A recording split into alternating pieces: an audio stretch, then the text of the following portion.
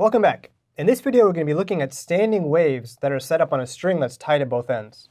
Recall that a standing wave is different than a typical wave in the sense that the lobes don't move to one direction.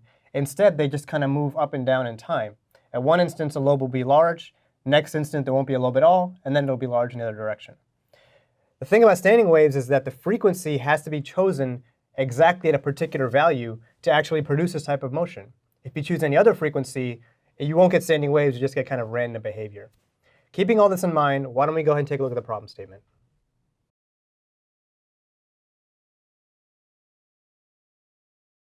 All right, so in this problem, we have this oscillating apparatus that's shaking this string.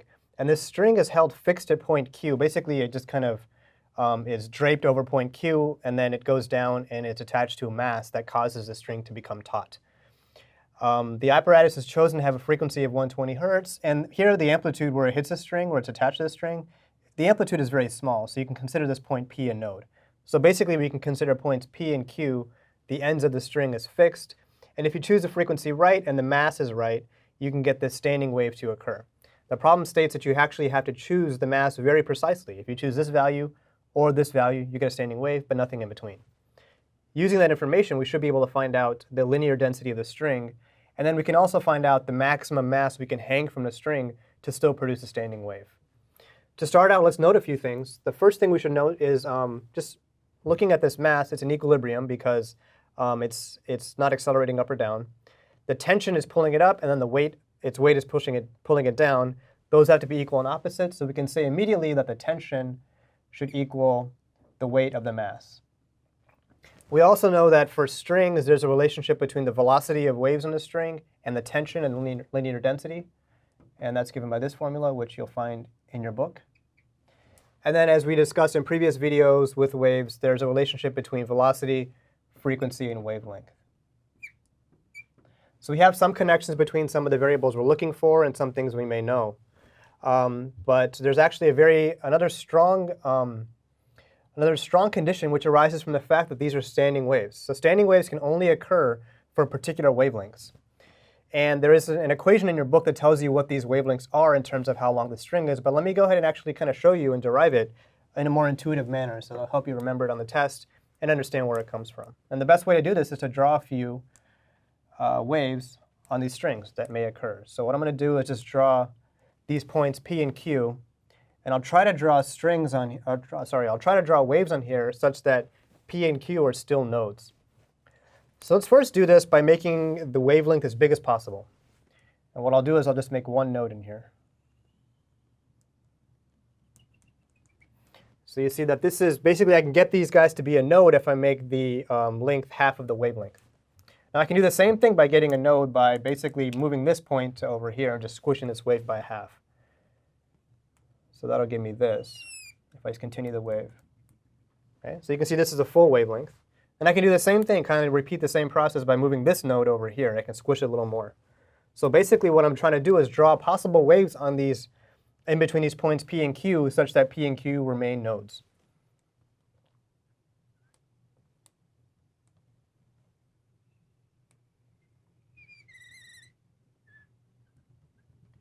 Now using these images, we can find out a very easy relationship between the wavelength and the length of the distance between P and Q. In this case, the length is this distance, L, and it's equal to half of a wavelength. This is a full wavelength. This is just half. So we have that the length equals half the wavelength. Likewise, in this case, we have a full wavelength here. So the length equals lambda. And then down here, we have a half, and one more half. So we have 3 lambda over 2. So it appears that if you want to get a standing wave on this string, you have to have some multiple of lambda over 2. So the standing wave condition is the following. You have to have L equals lambda over 2 times some integer. And we don't know what integer it is, but we know this has to be the case because we do have a standing wave. Now we have a bunch of equations here. We can actually solve and get rid of some of the things we don't care about. So let me let you do that on your own. Get an expression for L in terms of the quantities we do know, and then also this unknown value n. Go ahead and take a minute now. We'll come back and take a look. So combining these 4 equations, we get the following expression for L. And if you look at this formula here, The two things we don't know are mu, the linear density, and n, this integer. So we can't solve these yet because we just have one equation but two unknown variables. However, we do know that this equation exists or is true for two different situations of two different masses. So maybe we can write two separate equations, one with mass 1 and then one with mass 2. And now we'll have two equations with two unknowns.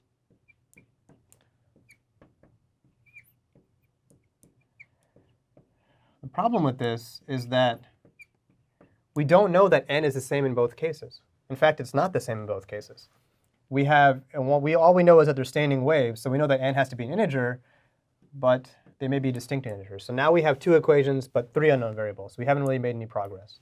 However, there is an added piece of information in the problem that'll help us make some progress, and that's the following.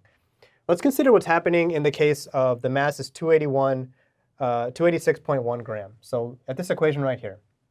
Now, just inspecting this equation, everything is fixed here except for m1 and n1. G is fixed, mu, f, and L are all fixed. If I start out with a mass of 286 grams and I get some standing wave where n1 is, let's say, 7. We don't know what it is, but let's just say for illustration's sake that n1 is the integer 7. So I have 7 lobes on that standing wave. Now, as I start to increase this mass, because everything else is fixed in this equation, the only way I can make this everything else constant by increasing the mass is by also simultaneously decreasing the integer. But it has to be an integer. And this is saying that as I increase the mass, I don't hit another standing wave until I get to 447, which is this equation. If I don't hit any integers between that, that means that n1 and n2 have to be consecutive integers. And n2 has to be one integer less than n1, because we know that as this mass increases, the n has to decrease to counteract that to keep the equation constant. In other words, because there's no masses in between n1 and n2 that produce standing waves, n1 has to be exactly one integer bigger than n2. So I'll write this as n1 equals n plus 1, or again, I don't know n, and then n2 is n. But now we have a relationship between n1 and n2, so we've reduced our problem to two equations and two unknowns from which we can find first n, and then using n we can find the linear density mu. Actually, go ahead and take a minute and do this on your own. Find out what n equals, and find out what mu equals. And then we're going to come back and take a look at those answers. And as we finish up the problem, I want to explain a couple of subtle points about the physics behind this scenario. So take a minute to do that now. We'll come back and finish up the problem. We'll find that n equals 4 when you solve these two equations. And then the linear density by plugging n equals 4 back into either one of these equations is 0.845 grams per meter. Okay, so that's the answer to the first part of the problem. Let me say a little bit about the physics behind this. You should not think of these as consecutive harmonics of the same string. They're really kind of distinct strings because they have different tensions on them. In fact, if I write out all the harmonics for the two different cases, and I've drawn the picture here because this is the fifth harmonic, we have 5 lobes, and this is the fourth harmonic for this mass, we have 4 lobes. If I write out all the sets of harmonics up to 120 hertz for these two different situations, we'll see that they don't even match up. So how do you do that? Well, we know that the fifth harmonic occurs for 120 hertz in this case. So if I want to find the fundamental, just divide 120 by 5. So the fundamental is 24 hertz. And then to find the rest of them, just add 24 each time. So 24 times 2 is 48, etc. And then I can find out all the different frequencies that will give me standing waves. You see that the fifth one, of course, is 120. Doing the same thing here, this is the fourth harmonic for a frequency of 120. So dividing 4 into 120 gives me 30 for the fundamental. And likewise, continuing that pattern, I find that the fourth frequency, of course, is 120 hertz. These sets of frequencies are entirely distinct. If I try to change this frequency to 96, for example, this would give me a standing wave with 4 lobes, but this mass would not give me a standing wave whatsoever. So these really should be thought of as two different strings that happen to match up for a particular frequency that they both have standing waves. This actually helps us kind of figure out how to go to the next part of the problem, which is how do we find out the maximum mass which will still produce a standing wave? Looking back at this equation, you'll see that because everything here is fixed except for m and n, as you increase m, n has to decrease. At some point, m is so big that n is down to 1, and that's the biggest standing wave you can get. So let's go ahead and solve that. When we plug in n equals 1 for this, I guess this is 1, not n equals 1, but right here this value is 1. Then the mass will be as big as possible, which gives us, and I'll call that the max mass, m max. Plugging in the harmonic of 1 gives me the largest possible value of the mass. Everything else here is known because now we know the linear density. Solving this will give you a maximum mass of 7.152 kilograms. Okay, and if you want to go ahead and draw this out, we'll see that you see the number of lobes is decreasing as you increase the mass. So in this final case where you have a very large mass, you're just going to have a single lobe that'll just oscillate up and down. So just go like this. Okay. As you start to increase the mass beyond that, you can never have any more standing waves. This is the largest mass that'll occur to give you a standing wave. And that's the solution to the problem. So again, recall that the key here to the problem was to recognize that because these two masses produce standing waves, but no mass in between them produce a standing wave, then these integers were off by 1. And that allowed us to reduce the system of equations to just 2 variables. Detailed summary is given in the next slide, so I'll stop there and I'll see you next time.